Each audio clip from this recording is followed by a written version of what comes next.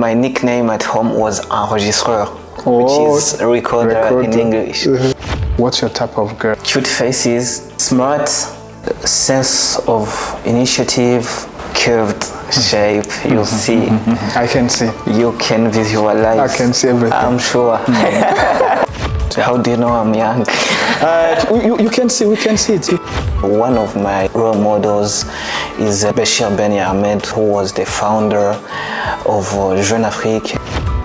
A society without information is like a ship lost in the sea. Yeah. Don't take life that seriously. It's an adventure. Take fun and keep flowing. In my view, journalism in Burundi, like anywhere in the world, is moving at a fast pace. This is a career of passionate people about saving the community. That's great. My name is Guillaume Muhoza. I'm a journalist, executive director of Iris News, which is one of the media platforms which are booming in Burundi. I'm just also an author and let's say an entrepreneur. Thank you. It's my pleasure to be here. Thank you for having me on your platform. All right, that's great. Even though you are still young, you see that you are growing. Can you share with us a little bit your background, your early childhood? Where did you grow up?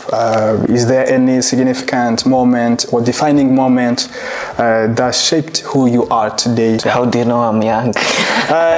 You can see, we can see it. You can see because we people who are growing and aging a little bit, we can see this. It gives on my face. Okay. We can see it. We can see it. Okay.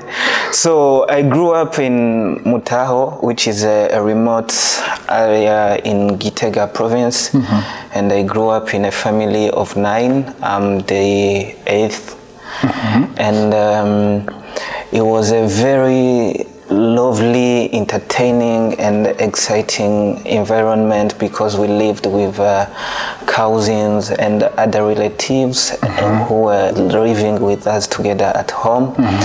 Because my mother was a teacher, actually a headmaster of in one of the primary schools there. Primary school there. Okay. And because it was a rural area, it was difficult for her to have teachers, so she would have to build houses for them, home for them. And that's why I lived in an area which was filled by different people from different areas. It was like a boarding school, so it was even intellectually stimulating, and I think that shaped a lot of the way I think, the way I perceive the world, because there were so many discussions of adult people that I could catch and actually shape the way I think. Today you define yourself as a journalist, a professional journalist, I think, from what we see, from what we read, and you are also reading one of the, booming, as you said, media outlets here in Burundi. So I remember when we were in a primary school, they would ask us, what will you be in the future? Many of us would say, I would like to become a journalist, and others, doctors, things of the kind. Where did you realize maybe you are passionate about journalism? I didn't know. Actually, the people told me, because when I was a kid, my nickname at home was Enregistreur, which is recorder in English. Because of what? Every time that there came visitors at our home, I would be snitching behind the door to get what they are telling. That's how I gathered tons of stories that I would later go tell to my classmates, and somehow I became like a magnet, like a star, because all the young kids we were together at primary school would actually come to get stories. I could meet with some lies, that's how storytelling works. That's true. And from that, I think I get passionate about stories, about anything that could actually make me think, make me realize how the world does function, things like those. And actually, I remember that I had a brother who was at university, and when he came home up country, he would come back always with Jeune Afrique, you see. Yeah, the magazine. Yeah, the magazines. And I could read countless times the same stories, the same articles, and this is how I would get to love journalism. And one of my role models is Béchir Ben Yahmed, who was the founder of Jeune Afrique and one of the very great figure of journalism in Africa and actually globally. Yeah, and this is how I found myself in this career. I'm thinking a young kid growing up in the countryside, like in Mutaho. You said remote area. I wanted to know, is it a remote area from where? Maybe, yeah, it's a remote area anyway. From Bujumbura. Yeah, from Bujumbura. But anyway, it's a nice place, by the way. I remember. You've been there? Yeah, I've been there. We also took some of the aerial pictures there, writing a small article about Mutaho. We were passing there. We were having a documentary film. We were just crafting a documentary film about early childhood, talking to people from Mutaho and the other regions there. It is a nice place. Amazing. We saw people, moving people on the street. It's a very nice. So anyway, but I would like to know, a young kid growing up in Mutaho, not only in Mutaho, even other parts of Burundi that we can just call remote areas, do they have access? Is it easy to have access to reading books, maybe, and other resources, so that maybe in the future can be someone else? Because there is this part of a person that they call early childhood, between the first year and 8 years old. You see, how was it when you were young? Is there anything that you would like just to have when you were young about personal development that you would think maybe this will shape me when I grow up? How was it there? I would say that I was lucky. I was lucky because my mother was a teacher. So I could get access to some books. And even when I was studying, like in 4th grade of primary school, I could go and read books from 6th grade. You know, and that's important. But also, I was lucky because I was in a secondary school. I was attending a school managed with priests. And there we had a library which was not that diverse, but at least we could get some books and I could train myself to the art of reading because it's an art. And I was also lucky because when I was in the 2nd year of the secondary school, what they call huitième in French, they launched a space for the youth which was called CLAC. And there were a lot of books. And it was fun for me because I could spend all my days there. And that's where I actually started reading books as a serious occupation, as a serious task that I would do all day long. I would like to unpack this a little bit because I saw you one day buying books, and I remember the stories you told us about reading books. It's like, I think this man is married to reading books or is into reading books. So anyway, so we're gonna get back to that. And today you are the executive director of Iris News, but I think to be talking about Iris News and its vision and the goals and everything, how did you get there, by the way, at the point of leading a media outlet that like Iris News? Any path? The journey to becoming a journalist as a profession started back in 2019. I was recruited in Jimbere. At that time, I was still a student at Université Lumière de Bujumbura. By the way, that's where you studied. Yeah. I thought of Great Lakes, not. No. What did you do there? Business and administration. Business administration. Yeah. Oh, crazy how do I find myself in journalism? Yet I didn't even. That's crazy. Yeah. Well, it's understandable, by the way. Actually, the story about that is that I wanted to study journalism or communication at university. And then there was a misunderstanding between me and my family. They told me, you have to study something which actually will give you so many chances to have a job.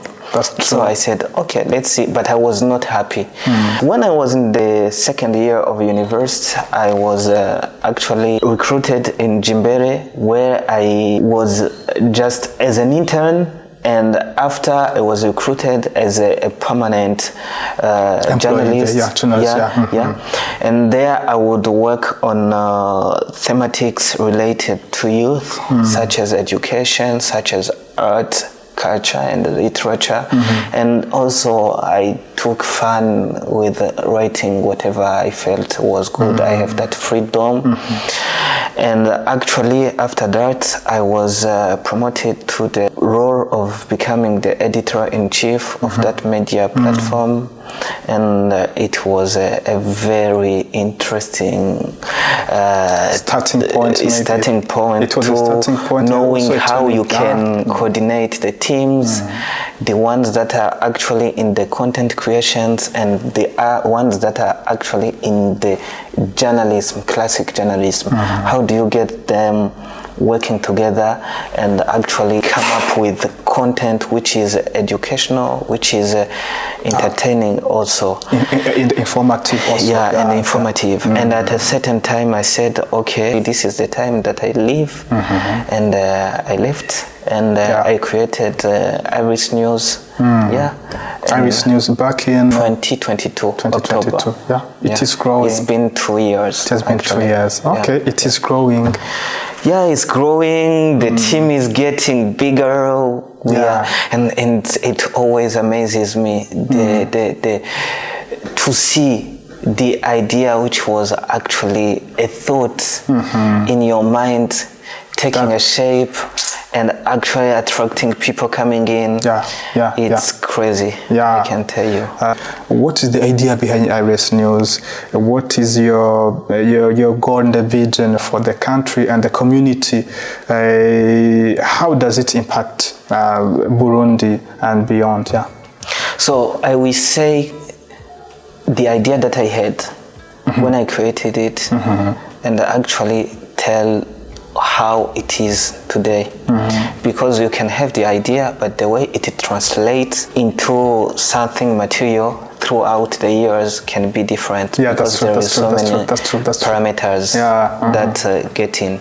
But Iris News, actually I wanted a platform which can promote entrepreneurship, but entrepreneurship, as they say, 2.0, entrepreneurship which actually connects with the digital era that we are in, that can drive technological progress in the society. Also, I wanted to promote regional integration, because you see there is a gap with in a certain way, Burundi is not part of the EAC, and it's not good. And I also wanted to promote in my way the free expression of the youth. That's true.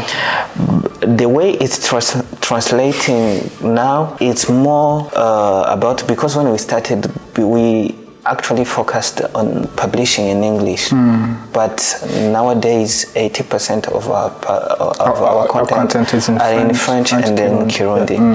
But which is understandable. It's because we have to be really grounded here to actually pretend to go over beyond Burundi.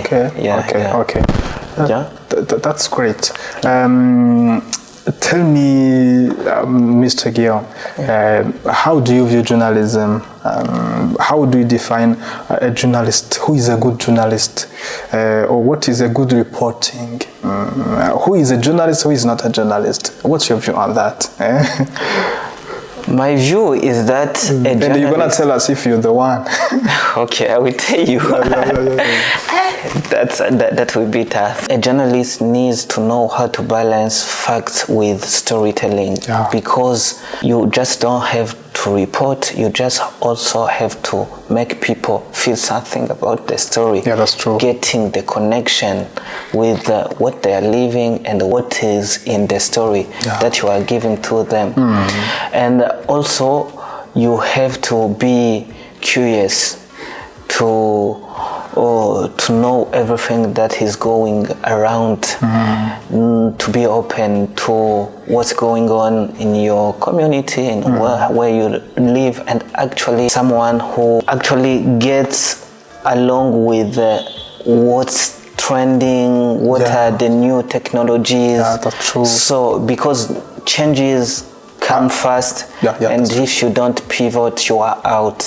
So you have to adapt. So for me, there is adaptability. You have to hold yourself in high standards of integrity, because journalism is nothing without integrity. That's true. Yeah. That type of journalist you are saying, you know, if you are the one. It's a journey. Yeah, it's a journey. And for me, when I write stories or when I report on a situation, I just have to ask myself, did I dig deep? And am I reporting this fairly? And also, is there any other information that I could add which actually could be more enlightening to the people? And if I cannot answer to all those questions with a confident yes, then I've failed. Then I still have a lot of work to do. And also I seek for feedback in the people, and I also go and analyze the reactions to my stories. Did people ask questions, and can I actually come with a follow-up? And also I have to still get connected with the broader community of journalists. Yeah, that's true. Because in our community of journalists, we can get ourselves accountable and get ourselves in high standards. So their questions are more relevant, their feedback, their input are more relevant in the way that I improve myself. You have started this Je trouve que. It's like I was reading. You wake up in the morning and you share with the people your perspective on certain things. You see, what is the inspiration? How do you write stories? Or what is the idea behind Je trouve que? I was actually saying that a good journalist is open to what's going on around him. That's true. And that's right. Yeah. I just keep myself open to whatever. It can be a discussion. It can be something that I overheard, actually in a cafe, in a bus, you see.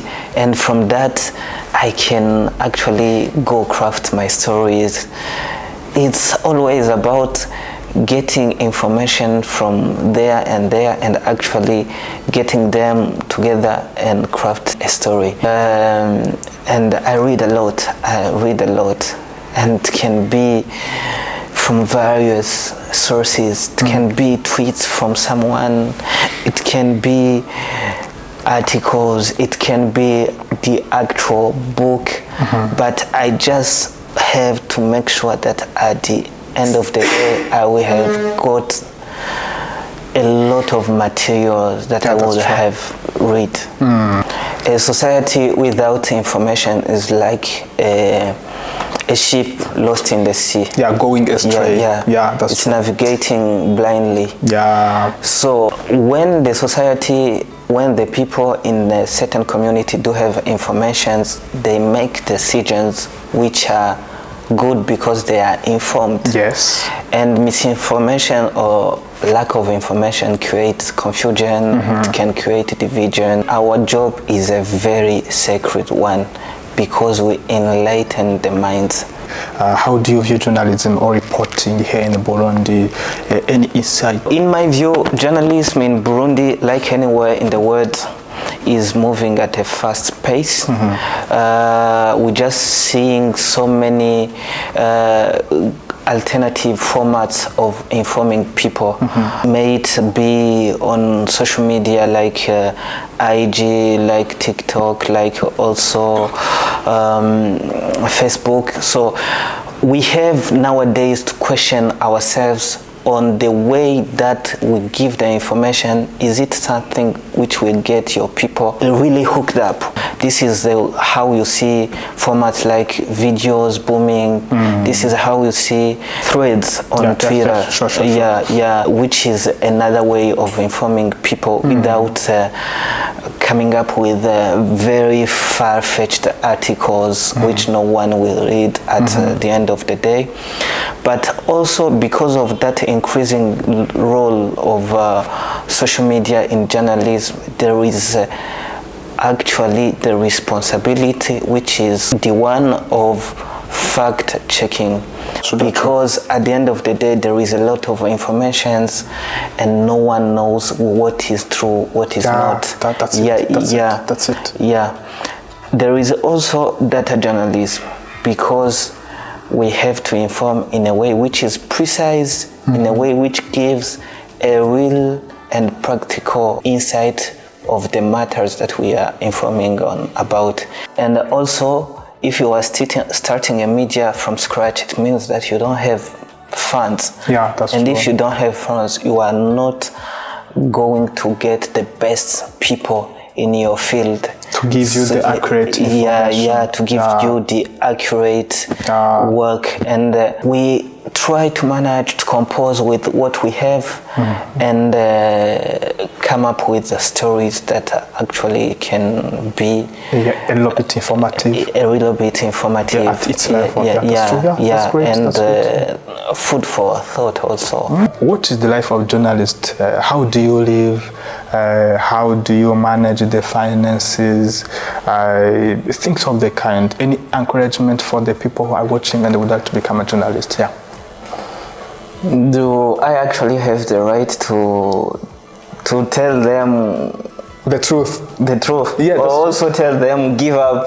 Yes, you can. No, anyways, I won't be saying that, but it's actually an interesting career because first you serve the community. Yeah, that's true. I think that the journalism is about that. It's like teaching, it's like nursing. Those are the noble careers for anyone to aspire to be, because you serve actually the community in a way which is very remarkable. I'm not saying that all the other people are not serving the community, but for me there is the top three, which is journalism, which is teaching, which is actually nursing, and you have to come knowing that you will actually get challenged. Yeah, that's true. It's a very challenging career. How to get having information. Having information is tough. Declining for interviews. And also the conditions are not the best. Yeah. If you are someone who is talented, and it's actually the side which most of the people do not like about journalism.